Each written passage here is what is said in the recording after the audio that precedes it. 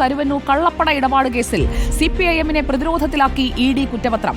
CPIM മുൻ ജില്ലാ സെക്രട്ടറിമാരായ K Radhakrishnan MP, AC Moideen, MM Varghese എന്നിവരാണ് പ്രതിപട്ടികയിൽ വന്നിരിക്കുന്നത്. കലൂർ PMLA കോടതിയിൽ ഇഡി അന്തിമ കുറ്റപത്രം സമർപ്പിച്ചിരിക്കുകയാണ്. തട്ടിപ്പ് നടത്തിയത് വഴി പ്രതികൾ സമ്പാദിച്ചത് 180 കോടി എന്നാണ് കുറ്റപത്രത്തിൽ പറയുന്നത്. അതേസമയം ഇഡിയുടേത് ബോധപൂർവമുള്ള രാഷ്ട്രീയ ഗൂഢാലോചനയെന്നാണ് സിപിഐഎം സംസ്ഥാന സെക്രട്ടറി MV ഗോവിന്ദൻ പറഞ്ഞത്.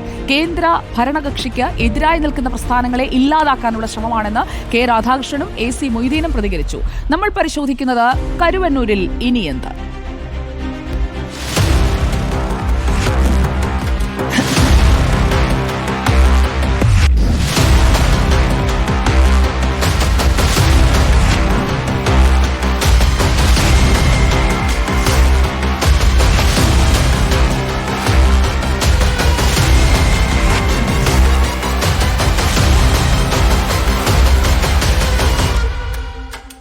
പാർട്ടിയുടെ സമുന്നതരായ നേതാക്കന്മാരെയും കുറ്റപത്രത്തിന്റെ ഭാഗമായിട്ട് ചേർത്തുകൊണ്ട് കേസിൽ പ്രതികളാണ് എന്ന് വരുത്തി തീർക്കാനും പ്രചരണം നടത്താനും വേണ്ടിയുള്ള ബോധപൂർവമായ രാഷ്ട്രീയ ഗൂഢാലോചനയാണ് ED യഥാർത്ഥത്തിൽ നടത്തിയിട്ടുള്ളത്. EDയുടെ കോടതിയിൽ സമർപ്പിച്ചു എന്ന് പറയുന്ന ഈ കുറ്റപത്രം തികച്ചും രാഷ്ട്രീയ പ്രേരിതമാണ്. രാഷ്ട്രീയ കക്ഷികളുടെ താൽപര്യങ്ങൾ സംരക്ഷിക്കുന്നതിന് വേണ്ടിയാണ് കേന്ദ്ര ഭരണകക്ഷിയുടെ.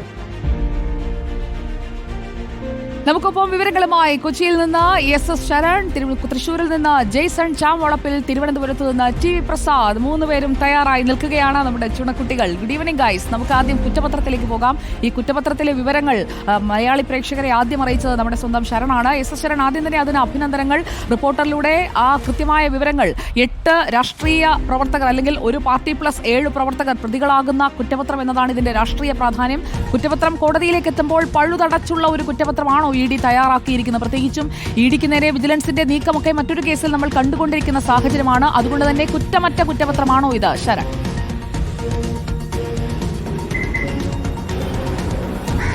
Sujaya, good evening. കുറ്റമറ്റ കുറ്റപത്രം തന്നെ സമർപ്പിക്കാൻ കഴിഞ്ഞു എന്നുള്ള വിശ്വാസത്തിലാണ് ED ഉദ്യോഗസ്ഥർ ഉള്ളത്. എന്തായാലും ഈ കരുവന്നൂർ കള്ളപ്പണ ഇടപാട് കേസ് നമുക്കറിയാം, സമീപകാലത്ത് ഇത്രയേറെ CPM-നെ പ്രതിരോധത്തിലാക്കിയ ഒരു കേസില്ല. ആ കേസിലാണ് അന്തിമ കുറ്റപത്രം സമർപ്പിച്ചിരിക്കുന്നത്. ഇന്ന് ഉച്ചയ്ക്ക് 12:30 കൂടിയാണ് കലൂർ PMLA കോടതിയിൽ കുറ്റപത്രം സമർപ്പിച്ചത്. അങ്ങനെ കുറ്റപത്രം സമർപ്പിച്ചപ്പോൾ അതിൽ ഏറ്റവും പ്രധാനമായി നമുക്ക് കാണാൻ കഴിയുന്നത് 28 പ്രതികളുണ്ടെന്നുള്ളതാണ്.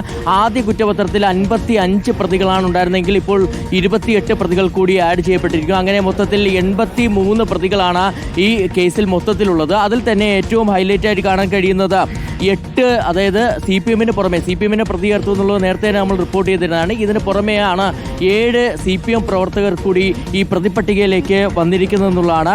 67-ാം പ്രതിയാക്കിയിരിക്കുന്നത് മുൻ മന്ത്രിയായ AC മൊയ്തീനെയാണ്. 68-ാം പ്രതി CPM ആണ്. ഇതിന് പുറമെ 69-ാം പ്രതിയായിട്ടുള്ളത് MM വർഗീസും 70-ാം പ്രതിയായിട്ടുള്ള കെ രാധാകൃഷ്ണൻ MP ആണ്. അതായത് 2012 മുതൽ 2019 വരെയുള്ള കാലയളവിലാണ് ഈ തട്ടിപ്പ് നടന്നിരിക്കുന്നത്.